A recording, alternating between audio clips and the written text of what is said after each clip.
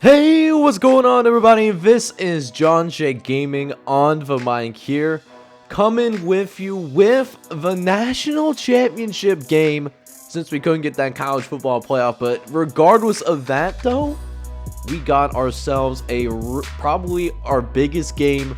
Actually, it will be our biggest game in school history. We're going to be taking on the Georgia Bulldogs, and they are a tough football team for sure. A- is across the board. We got a B, B-, B+.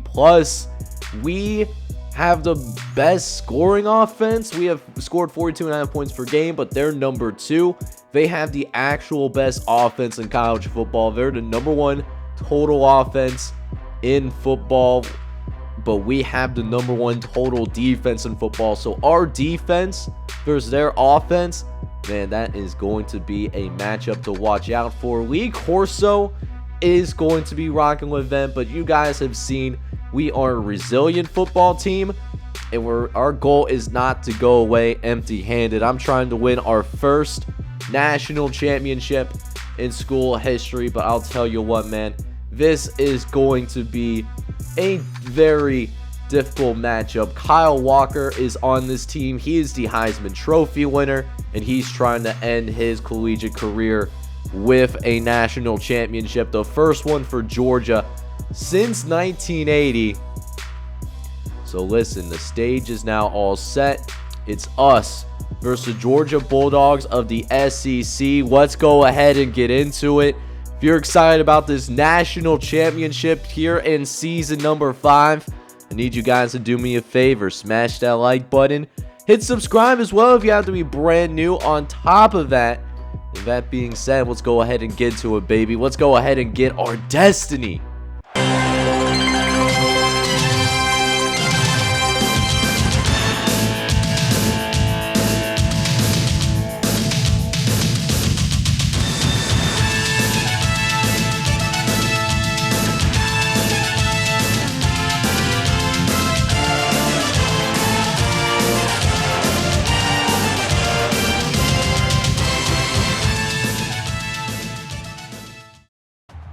So without any further ado, let's go ahead and get the national championship going on here against the Georgia Bulldogs. And first play of the game, not wasting any time, we're going to go ahead and strike first. Mario Hernandez getting an interception off the Heisman Trophy winner Kyle Walker, and takes it to the house. A pick 6 to start things off. And the number 1 team in the country is going to go ahead and strike first. We're going to now be up 7-0. But other than that, though, it's been a back and forth affair. Been a little bit of both teams feeling each other out a little bit, but the defense coming out to play for us, though, as Terrell Turner gets stuffed behind the line of scrimmage. Chris Ty got up in there and forced a TFL. So a 3rd and 11 coming up here. Let's see if we can get a safety on this guy, as Walker has some time in the pocket, throws it out to the right-hand side and gets it out to John Campbell for a gain of 18.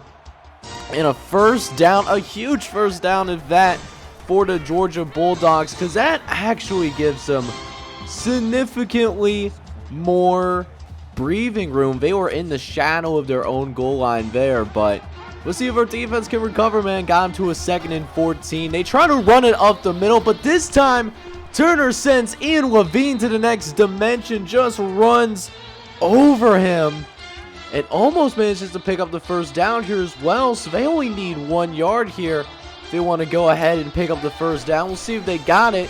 They hand it off to Terrell Turner, who tries to cut it outside, but meets a gang of Earlham defenders. Josh Brown comes in there. First tackle of the day, and we will force them to go ahead and punt this football away here. So far, defense and special teams is off to a really good start. They're going to go ahead, punt this football over to us, but Frank Bowers muffs it, and we're going to lose the fumble. Georgia actually will recover. They won't pick up any first downs, but they will get into field goal position. Question is, will they be able to get 3 more points on the board? They will do that. So The muff punt wasn't a complete disaster for us, but we still allowed a few points because of that. You hate to see it. So, that being said, you know, we got to get our offense going. The offense off to a little bit of a slow start here once again. Miami just seems like he's been struggling, you know, ever since that conference championship game. Another slow start for him. Still hasn't completed a single pass in this game so far, and we're almost a full quarter in. Let's see if we can change that here. Now, 1st and 10, Miami. Throwing to the right-hand side, looking for Jeremy Sprinkle Jr., but that's off the mark as well. And we got a 3rd and long coming up here, and it shows the lack of confidence starting to show because we actually have to run the football here just to get Miami going a little bit, you know, get him a little bit more comfortable. And we were well short of the 1st down marker, but thanks to that pick 6 that we did have by Mario Hernandez, we still have the lead, though. We will be up 7-3 after 1. So now, let's go ahead and get this second quarter now officially underway. And from the get-go, the Bulldogs facing a long 3rd down here once again, as the Heisman Trophy winner will drop back. Throws a dot over to the left-hand side, over to Brian Matthews for a gain of 11. And gave him a fresh set of downs to work with, but we will get him to another 3rd and long few plays later. Let's see if we can do a little bit better job this time around as we hit Kyle Walker as he was delivering the football to Van Wees. And it was well short of the marker as well. So we keep the tide of the Georgia offense for now, but offense just isn't producing anything right now. Defense and special teams both need some help right now. You know, we cannot simply rely on our defense to hold it down, hold this Heisman Trophy winner back for all 4 quarters. Eventually, our offense is going to need to step in. But how soon will it happen? And will it be too soon, too late if it does even happen? As Walker going on a 3rd and 4, but he's hit as he's thrown again. Chris Ty making sure that pass is not completed. And they will have to punt the football back over to us once again. But no kidding, we got to get the offense going. That will help us out a little bit. Miami able to turn nothing into something as he was hit in the backfield, but was able to break the tackle. Let's see if we can pick up this 1st down through the air. 2nd and 4. Miami dropping back. Gets it out to Jakeem Short, and the pass is absolutely completed. Thanks goodness. We needed that. So finally, what seems like in the first time in a while, we ended up with a 1st down.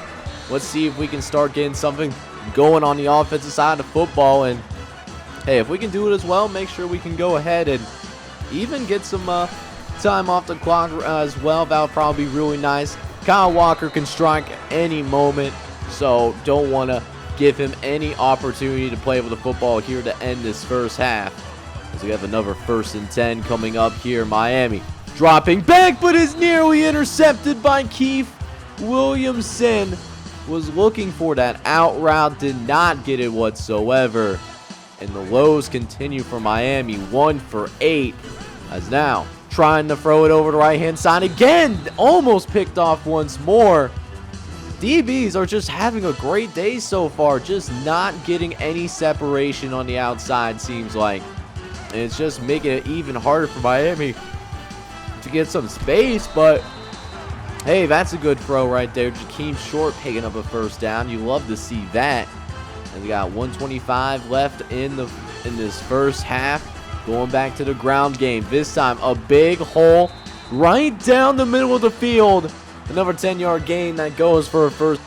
As our offense is really starting to cook now. This is first time that we're this deep into Georgia territory. And now we're going to be in the red zone for the very first time today.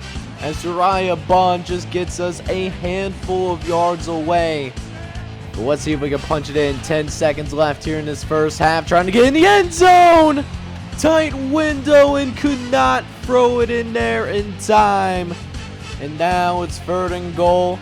7 seconds left on the clock. Miami 4 wide set. CJ in the backfield. Looking around. Gonna throw it in the end zone. Finds Adam Hill to third. He's in there. Touchdown, Earlham. And we will take it into the halftime locker room with a 2-possession lead. Second half coming shortly for you guys here. And now with that being said, let's go ahead and get this second half officially underway. We start things off getting them to a 3rd down. 3rd and 6 coming up, but that being said, they get the tight end open out on the flat. He picks up 20 yards on top of it as well.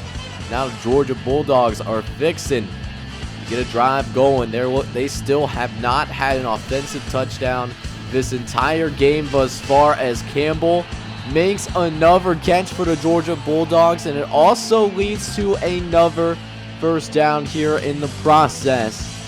As we go to a couple plays later now, 3rd and long. Walker dropping back. He's looking around. Gonna face some pressure in the pocket, but it's gonna eventually run out of time as Finn and Otis gets to hit on him. And we stem the tide for now, but the offense kind of having the same problems that it did in the second half as they did in the first half. As first possession that we had in the second half, we actually go 3 and out, so we had to give Georgia the football back once again. Now Georgia has us scrambling out a little bit, only 5 defenders, and they're taking advantage of our defense. Our DBs are pretty solid, but they are, at least on this drive, having a little bit of an issue dealing with the speed of the Georgia's perimeter receivers. As Hart, he's going to get it into the end zone and will respond. Touchdown, Georgia. And Georgia will pull within a few points of Earlham. And we see Bret Hart continue his historic year, or at least historic career. He is extending his lead among Georgia receivers in receiving touchdowns. That is his 32nd receiving touchdown of his collegiate career. As we now get back to 1st and 10, Walker dropping back, gonna throw over the middle to Wise, who gets lit up like a Christmas tree, but still hangs on to the football for a gain of 9. And so this defense really needing to stand up right now. 3rd downs have been a little bit of an issue for him and will continue to be a problem as we could not get to Rufus Davis in time. Thanks to that 3 and out that we had once again, that means that we are in danger of losing this lead for the very first time, as Walker, again, throwing down the middle of the field, has an open John Campbell to throw the football over to for a gain of 13. As we got a 1st and 10 coming up here, as now Walker hands it off to Rufus Davis. He's going to go ahead, going to pick up 6 yards on the carry. So a gain of 6 for him. And now Georgia really closing in. Defense starting to run out of space here. Is Georgia going to be able to punch it in? 3rd and short. Walker dropping back. He's going to just go ahead and run it in himself. Touchdown, Georgia. And the Heisman Trophy winner gives Georgia its very first lead of the game.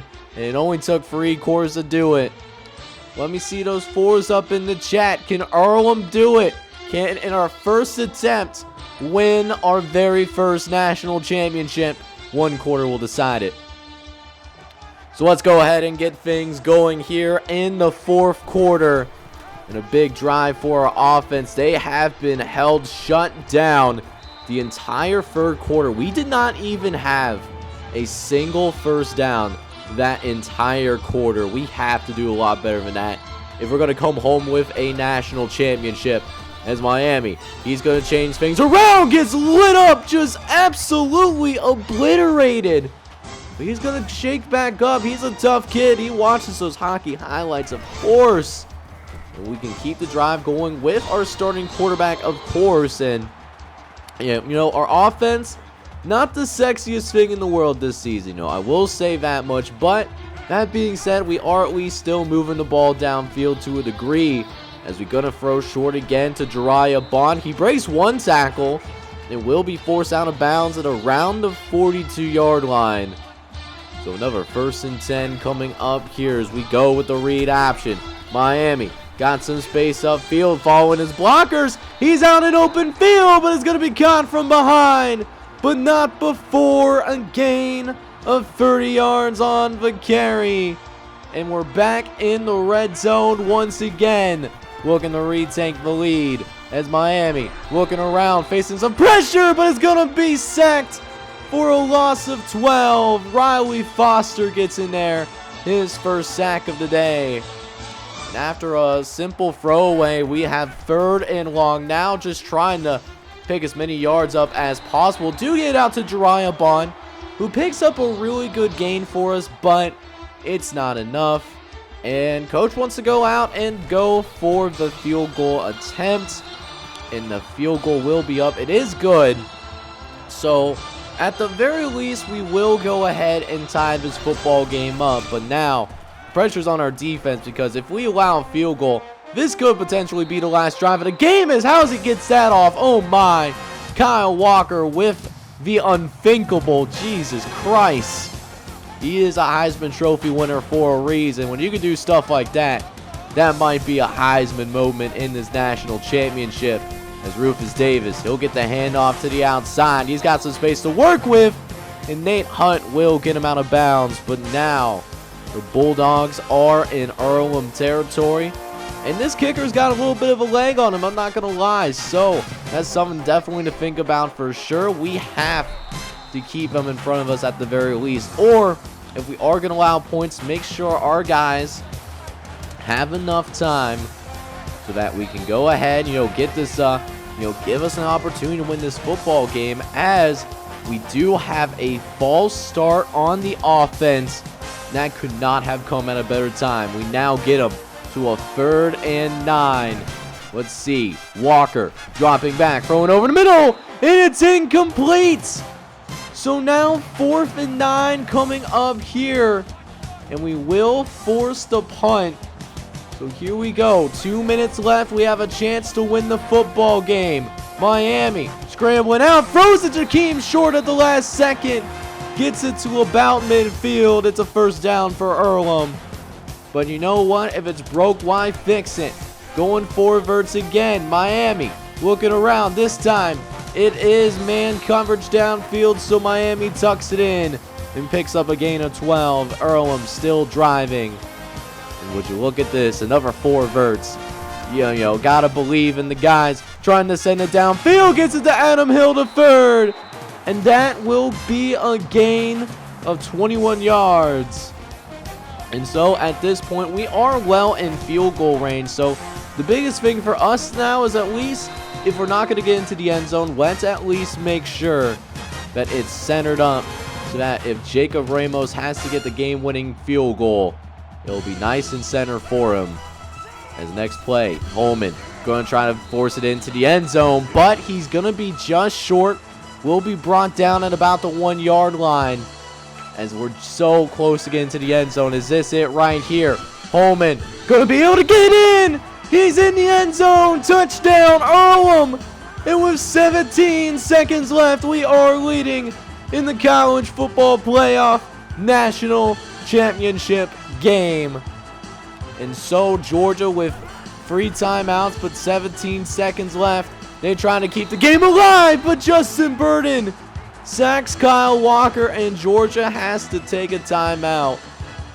So now we can just worry about, sending 3-4 guys tops, and just making sure we keep everything ahead of us. As a 13-yard gain for Van Lysand. Gets some beyond the original line of scrimmage, but running out of time though. Only 8 seconds left. They got to force one downfield eventually, as Walker facing pressure, and he's going to be sacked once again, this time by Finn Otis. And Georgia takes their final timeout. This is the game. Walker dropping back, facing pressure, gets it off, but it's incomplete. Mario Hernandez breaks up the pass, and this game is now officially over. Earlham, a Division III football program just a few years ago, is going to be your national champion. I can't hardly believe it. Man, does it feel good or what? This team has certainly have gone a really long way since the humble days of having all walk-ons on our football team. And you know what? That interception, that pick six, might have ended up being a difference. That was the first score of the game. You know, I think it was the only non-defensive or non-offensive score of the day, and it ended up being the difference. And it was a close one too, but we will end up defeating the Georgia Bulldogs by a final score of 24-17 in the national championship. Man, so what an amazing game. I can't believe we did it, man. We already won a national championship. I am so proud of this squad, man. We held arguably the best offense in the United States of America to only 235 total yards. We held them to 2 for 15 on third down conversions, 0 for 1 on fourth down conversions. We were even on that turnover battle as well, and hey, it may not have been too terribly great for us, but we find a way to win the game, and that's the biggest thing that matters at the end of the day. We will have our first ever undefeated season, going 14-0. Let's go, man. So checking out the stats for our guys, as Miami Uiagalelei did play his last collegiate game. He was all right in this one, 12 for 23, 129 yards. Does have a passing touchdown, no interceptions. Did just enough to make sure that we won the football game. CJ Holman also played in his final collegiate game, and same for Jesse Green. Holman, 16 carries, 75 yards, and the touchdown that ended up being the game-winning score for us here today. As for our receivers, Adam Hill III did catch our only touchdown pass of the day. He ended up with 4 catches for 38 yards. Jariah Bond, 3 catches for 45 yards. Jakeem Short, 3 for 41. And finally, for this defense deserves the MVP. They deserve the game ball. They all do. They, did what needed to be done to win this game. Nate Hunt led us in tackles today. He ended up with 7 tackles and a TFL. We'll see if he ends up going to the NFL or not. Chris Ty and Justin Burden also put in work as well. Chris Ty particularly, 6 tackles and 5 TFLs on the day, with Justin Burden 6 tackles, 2 TFLs, and 2 sacks in this game as well. And speaking of sacks, Finn Otis also got a sack in this game, and that actually will give him the school record for most sacks in a single season. That was going to be his 15th sack of the year. I wish they showed the graphic, but because Georgia called a timeout, that kind of canceled that out, so I wasn't too terribly happy about that. But Finn Otis, man, he's going to have the school record, and I'm really proud of him for that. And how can I talk about this defense without Mario Hernandez? He had 3 tackles, but that's not what the big deal was. The interception at the beginning of the game that got us off to a great start, and that touchdown turned out to be the difference as well. If the Mario Hernandez touchdown doesn't happen, we might be going to overtime, and we might have lost this game. But Mario Hernandez, biggest play of the entire game, the tone setter, it helped lead us to an inaugural championship for the Earlham Quakers. So there it is, man. The college football playoff national championship trophy, and it's going home to Earlham for the first time in its school's history. You absolutely love to see it. It was a game of inches. That was definitely true. But it still counts as a national championship at the end of the day. But you know what, though? Even though we do have a national championship under our belts, I feel like there's still some room left in the tank for this series. So next episode, we're going to get into the off season, getting ready for season number 6. Gonna check out some of the new faces for this team, and then also we're gonna probably go to a new conference as well, so it's gonna be a good one. So make sure you smash that like button, as well as hit subscribe if you have to be brand new. This is John J Gaming on the mic, signing off, but hoping you're all out there having a wonderful day.